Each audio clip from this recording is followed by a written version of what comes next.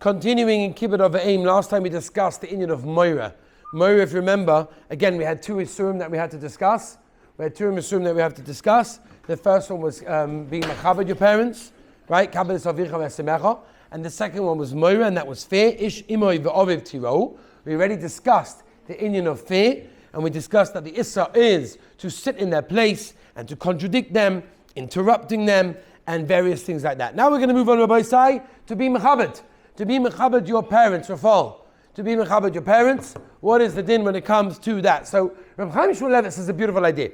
Reb Chaim Shmulevitz says that every person should look into their parents, every single person should look into their parents and find something positive, a positive quality that your parents have, and concentrate and focus on that, right? As I mentioned, there are people that unfortunately don't have a good relationship with their parents, and therefore they ask, what should I do in this situation? The answer is exactly that. The answer is you look for one specific positive quality, focus on that, highlight that, and respect that. That is a very important idea for a person to do. Okay, that is an inyan of kavod. Another thing that's important is to talk respectively. Being respectful of a person, by the way, means that you talk in a respectful manner to them, right? That's a very, very important thing to do, right? You can have, for example, two people that do the same action. For one person it's a mitzvah, and for the other person it's an aveira. Why? Because for one person he does it with a smile, and the other person does it with a grumpy face, and he ended up with an aveira, because he caused that person tsar, because he did that thing, but he did it with a horrible face. So you can same thing with Kibbud Av V'em. You could have two people that serve their parents, and both do the same action.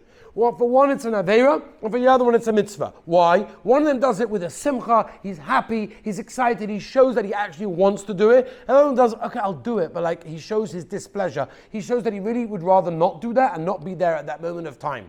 That is an aveira, because you're causing tsar to your parents. So there you are thinking you're doing a gewaldige act of a mitzvah for your parent, but you're actually doing an aveira. And that's a very, very bad aveira. Kibbud Av V'em, as one of the boys in yeshiva told me, that for him, he finds it extremely difficult. He finds this extremely difficult, but he knows it's one of the 10 commandments. It's a mitzvah in the Torah. It's an obligation. It's a chiyuv, and therefore, yes, I just have to work on myself, he said, in order to make sure that it comes out in the right way. That doesn't mean he has to hold his parents or tzaddikim, and it could be they've done things that are wrong, and we're not saying to ignore them, and we're not saying to brush them under the carpet and forget about them. Could be, yeah.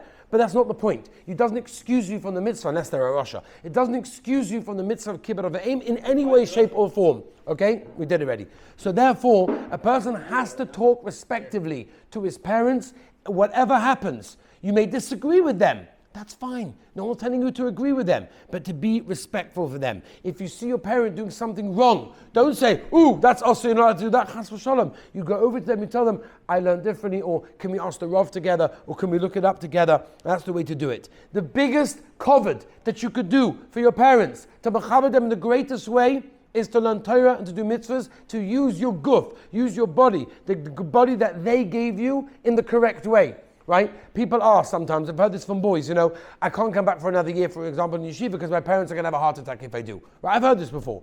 And to that I answer, listen, there are certain things that you don't need to listen to your parents for.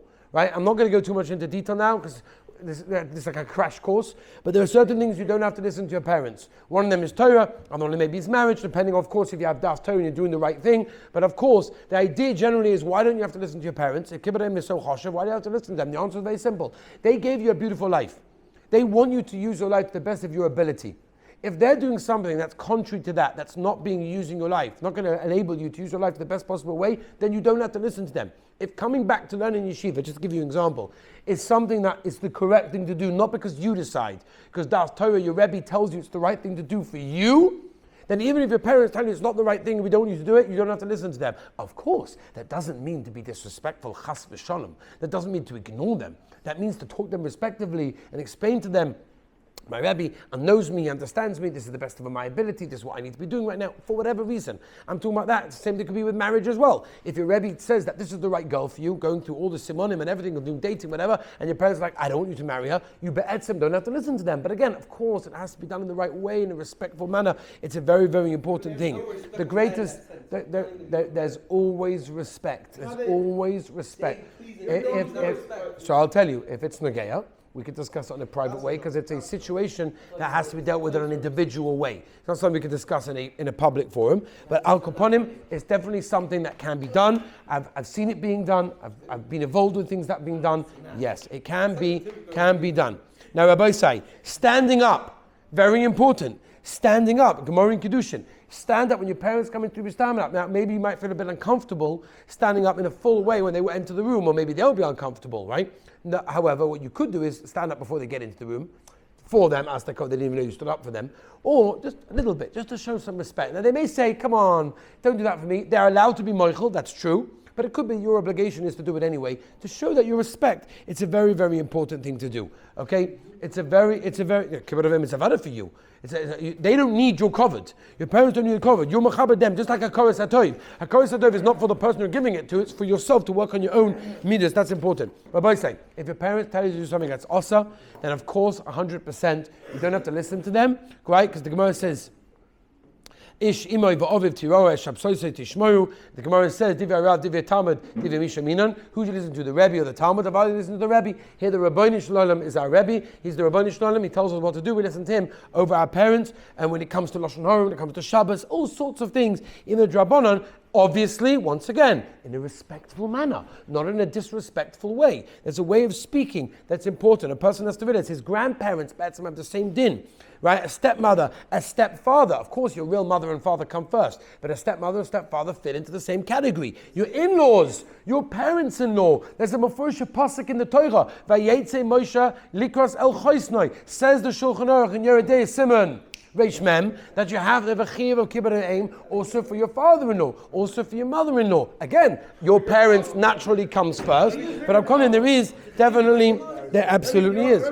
Even, once I was just going to finish, Rabbi Say, even an older brother is included in this. Rabbi Say, there's halachas that are very important. These are halachas that all of us can be mekayim with a little bit of sensitivity. As we said in the beginning, the Chai Adam says we have to think about these things. Before you walk in the home, when you're walking for the first time after the plane, or you're walking every day after work, or whatever it may be, Rafal, right? Before you do that, think about it for a moment. I'm about to walk into my parents to be mechaber them, to mekayim the mitzvah of Kibbud Av V'em. One of the greatest mitzvah that we know the Torah says, you get schar over leman yirichas yomim. You get tremendous yirichas yomim. Who doesn't want to live a long life? Who doesn't want to live in this world for longer and longer? Here you have the opportunity to mechaber your parents, to have more of your parents. It's a very important thing, Rabbi Say. Mitzvah Shem, we shall continue.